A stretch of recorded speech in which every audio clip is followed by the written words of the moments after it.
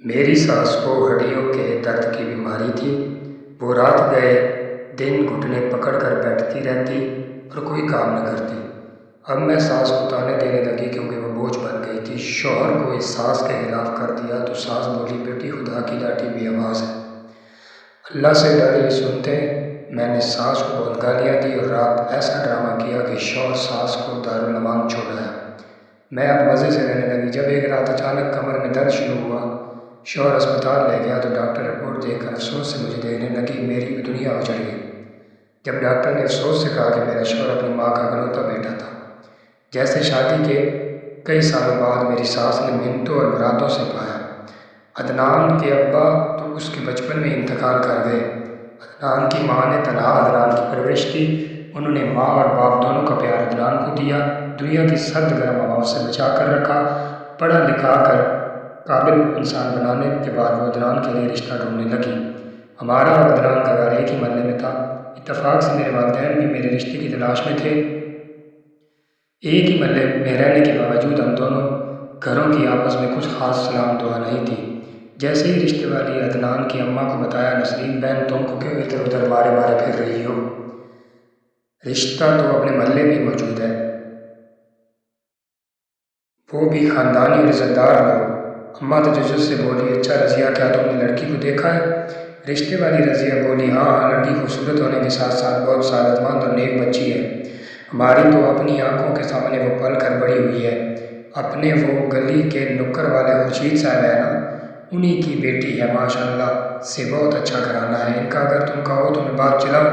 ویسے بھی وہ آج کل اپنی بیٹی کے لیے رشتہ تلاش کر رہے ہیں، یہ نہ ہو کہ یہ رشتہ ہاتھ سے نکل جائے۔ نہیں نہیں رضیہ، تم عدنان کے رشتے کی بات چلاؤ، باقی جو خدا کو منظور ہوا، بس مجھے تو ایسی لڑکی چاہیے جو میرے بیٹے کے ساتھ ساتھ مجھے بھی عزت دے۔ رضیہ بولی، نسرین بہن تم کیسی باتیں کر رہی ہو؟ جیسا آج کل کا دور چل رہا ہے وہ بالکل بھی ویسی نہیں ہے۔ اچھا میں چلتی ہوں اور آج خورشید صاحب سے رشتے کے بارے میں بات کروں گی۔ اماں بولی، ہاں ہاں ضرور، بس جلدی سے، میں چاہتی ہوں کہ میرے عدنان کی شادی ہو جائے، میں جلد از جلد یہ فرض ادا کرنا چاہتی ہوں۔ رضیہ نمکوں سے بھری پلیٹ اپنے دوپٹے میں ڈالنے لے کر چلی گئی۔ شام کو جب عدنان جاب سے واپس گھر آیا تو میری ساس پہلے سے اس کے منتظر تھی۔ وہ بولی، عدنان بیٹا، رضیہ نے تمہارے لیے ایک لڑکی بتائی ہے۔ عدنان تولیے سے ہاتھ صاف کرتے ہوئے بولا، دیکھ لیں اماں، میں نے تو سب آپ پر چھوڑا ہے، آپ جس سے کہیں گی میں اسی سے شادی کروں گا۔ عدنان کی ماں بولی، جیتے رہو بیٹا، میں نے رضیہ سے کہا کہ وہ بات آگے چلائے، ویسے بھی لڑکی محلے کی ہے۔ عدنان حیرت سے اپنی ماں کی طرف دیکھتے ہوئے بولا، محلے کی؟ عدنان کی ماں بولی، ہاں، وہ اپنی گلی میں جو خورشید صاحب ہے وہ بھی آج کل اپنی بیٹی کے لیے رشتہ تلاش کر رہے ہیں۔ رضیہ کہہ رہی تھی کہ لڑکی بہت سعادت مند اور سلیقہ مند ہے، مجھے تو بس ایسی ہی بہو چاہیے جسے ہر چیز کا سلیقہ ہو، چاہے وہ پھر رشتے ہی کیوں نہ ہو۔ عدنان تولیہ سٹینڈ پر رکھتے ہوئے بولا، اماں جیسا آپ کہیں گی ویسا ہی ہوگا۔ اگلے دن جب رضیہ آئی تو وہ بہت خوش تھی، جس سے عدنان کی ماں کو بھی اندازہ ہو گیا کہ بات بن گئی ہے۔ اگلے دن میری ساس مجھے دیکھنے کے لیے آئی تو میں نے نظریں جھکائے سعادت مندی کا مظاہرہ کرنے لگی۔ میرے ساس نے مجھے پہلی نظر میں ہی پسند کر لیا۔ یوں میں گلی کے اس نکر سے بیاہ کر عدنان کے گھر آ گئی۔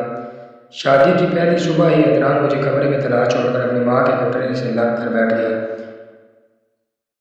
کتنی ہی دیر میں کمرے میں عدنان کا انتظار کرتی رہی۔ مجھے اس پر بہت غصہ آ رہا تھا کہ بھلا کوئی اپنی نئی نویلی دلہن کو یوں چھوڑ کر جاتا ہے۔ شادی کے ایک ہفتے کے بعد میں نے اور عدنان نے پلان کیا کہ ہم کھانا باہر کھائیں گے۔ عدنان بولے، مریم تم یہیں رکو، میں اماں سے اجازت لے آؤں۔ میں منہ میں بڑبڑانے لگی، اجازت تو ویسے لے رہے ہو جیسے دودھ پیتے بچے ہو۔ اماں بولی، تم لوگ تو باہر جا رہے ہو، باہر سے کھانا کھاؤ گے، مریم سے کہو جانے سے پہلے میرے لیے کھانا بنا دے۔ عدنان میرے بگڑتے ہوئے موڈ کی پرواہ کیے بغیر بولا، مریم پہلے تم اماں کے لیے کھانا بنا دو، اس کے بعد ہم لوگ چلیں گے۔ اس دن مجھے بہت غصہ آیا کہ میرے آتے ہی عدنان کی اماں نے ماما ساس والا برتاؤ شروع کر دیا۔ لیکن چونکہ میں اس گھر میں نئی نویلی بیاہ کرائی تھی تو میں نے نہیں چاہتی تھی عدنان مجھ سے بدظن ہو، اس لیے میں خاموشی سے کچن میں چلی گئی۔ رات ہم کافی دیر گھوم پھر کر جب گھر لوٹے تو گھر آتے ہی عدنان سیدھا اپنی ماں کے کمرے میں گیا۔ اماں کے کمرے کی طرف جاتے ہوئے دیکھ کر میں بولی، عدنان آپ ادھر کہاں جا رہے ہیں؟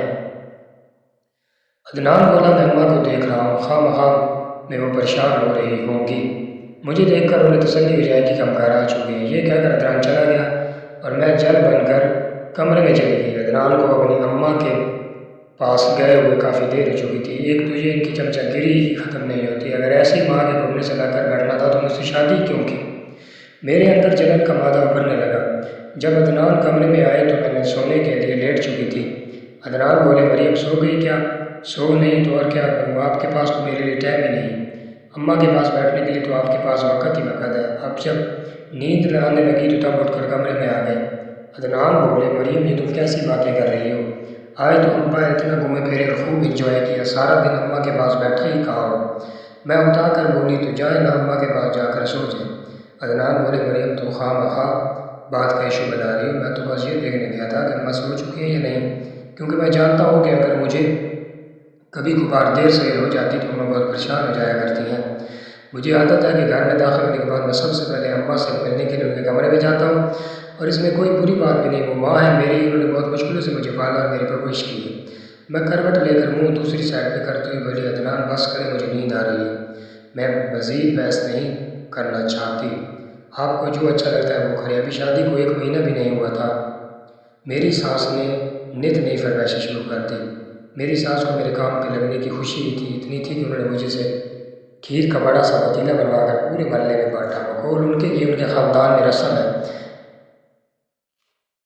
میں جس نے شادی سے پہلے کوئی کام ڈھنگ سے نہیں کیا تھا، کھیر کا پتیلا بنانا میرے لیے کسی ماس پر کھڑے ہو کر لڑنے سے کم نہیں تھا۔ خود تو اماں چارپائی پر بیٹھی صرف مجھ پر حکم ہی صادر کر رہی تھی۔ جیسے تیسے کر کے جب میں کھیر بنا چکی تو بولی، مریم مجھے چکھاؤ تو صحیح کیسے بنی ہے؟ میں منہ میں بڑبڑائی، ایک تو انہیں ہر وقت کھانے کی لگی رہتی ہے۔ میں نے پلیٹ میں نکال کر کھیر اماں کو دی۔ کھانے کے بعد وہ اپنے ماتھے پر شکن ڈالتی بولی، کھیر تو کچھ خاص نہیں ہے مریم، کیا تم نے اس سے پہلے کبھی کھیر نہیں بنائی تھی؟ میں اپنے ہاتھوں کی انگلیوں کو مروڑتی بولی، نہیں اماں، میری اماں نے کبھی مجھے کچھ کرنے ہی نہیں دیا تھا۔ ارے واہ، تمہاری اماں بھی خوب ہے، جس نے تمہیں شادی سے پہلے کچھ بھی نہیں سکھایا، اور نہ تو ہر ماں کی کوشش ہوتی ہے کہ وہ اپنی بیٹی کو ہر چیز سکھا کر سسرال بھیجے۔ میں تو سمجھتی تھی کہ تم بہت سوگڑ ہو۔ میں اپنی صفائی دیتے ہوئے بولی، اماں بے شک میں نے کبھی گھر میں کچھ خاص کام نہیں کیا تھا، لیکن پھر بھی مجھے سب کچھ آتا ہے۔ اماں بھر پھر کے پلیٹ ایک سائڈ پر رکھتی ہوئی، ارے بی بی ایسا آنے کا بھی کیا فائدہ، اب یہ کھیر ہی کھا کر دیکھو، اس کا کوئی ذائقہ ہی نہیں، جب میں یہ محلے میں بانٹوں گی تو لوگ کھا کر باتیں کریں گے۔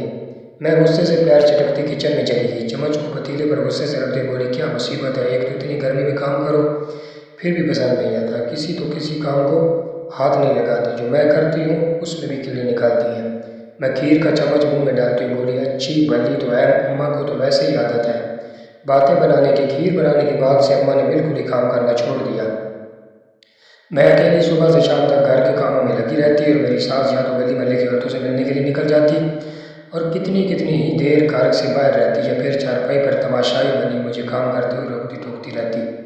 میں تو گھر کے کام کر کر تنگ آ چکی تھی، بعض دفعہ تو میرا جی چاہتا کہ عزت کو چھوڑ کر ایک لمبے عرصے کے لیے اپنے میکے چلی جاؤں، پر کیا کرتی، میرا میکہ بھی نزدیک ہی تھا۔ اگر میں اپنے ماں باپ کے گھر جانا ہوتا تو عدنان صبح آفس جاتے، مجھے اماں ابا کے گھر چھوڑ جاتے اور شام کو واپسی پر لے آتے، یوں مجھے چند گھنٹے سکون کے نصیب ہوتے۔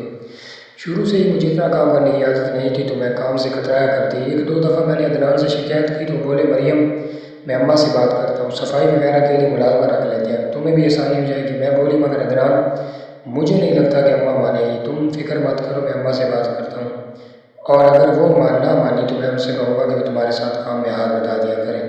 عدنان اپنی اماں کے کمرے میں جانے کے لیے مڑا تو میں نے بازو سے پکڑ کر عدنان کو روک لیا۔ عدنان، اماں کو بالکل بھی شک نہ ہو کہ میں نے آپ سے ملازمہ والی بات کہی ہے، ورنہ آپ کے جانے کے بعد مجھے ہزاروں باتیں سننا پڑیں گی۔ عدنان اسباب میں سارا لاتے ہوئے چلے گئے۔ جب عدنان اماں کے کمرے میں گیا تو وہ نماز پڑھنے کے بعد تسبیح کرنے میں مشغول تھی۔ عدنان اپنی ماں کے پاس بیٹھا بڑی محبت سے اپنی ماں کے چہرے کی طرف دیکھنے لگا، جس پر بڑھاپے کے آثار نمایاں نظر آ رہے تھے۔ جیسے ہی اماں تسبیح سے فارغ ہوئی تو عدنان کی طرف دیکھتی بولی، آ گیا میرا بچہ؟ جی اماں، مجھے آپ سے ایک ضروری بات کرنی تھی۔ اماں تجسس سے عدنان کی طرف دیکھتی بولی، ہاں بولو، کون سی ایسی ضروری بات ہے؟ اماں، وہ میں کہہ رہا ہوں کہ کیوں نہ ہم گھر کی صفائی کے لیے ایک ملازمہ رکھ لیں، گھر کے اتنے کام ہوتے ہیں، مریم اکیلی تھک جاتی ہے۔ اماں بولی، دیکھو عدنان، ہماری کوئی اتنی لمبی چوڑی تو فیملی ہے نہیں، جا کے ہم 3 لوگ ہیں، میں بھی تو شروع سے گھر کے سارے کام خود ہی کرتی آ رہی ہوں، اور پھر تمہارا بچت بھی تو اتنا نہیں ہے کہ تم ایک ملازمہ رقص کرو، جتنی تمہاری تنخواہ ہے اس سے تو گھر کے خرچے ہی پورے ہوتے ہیں۔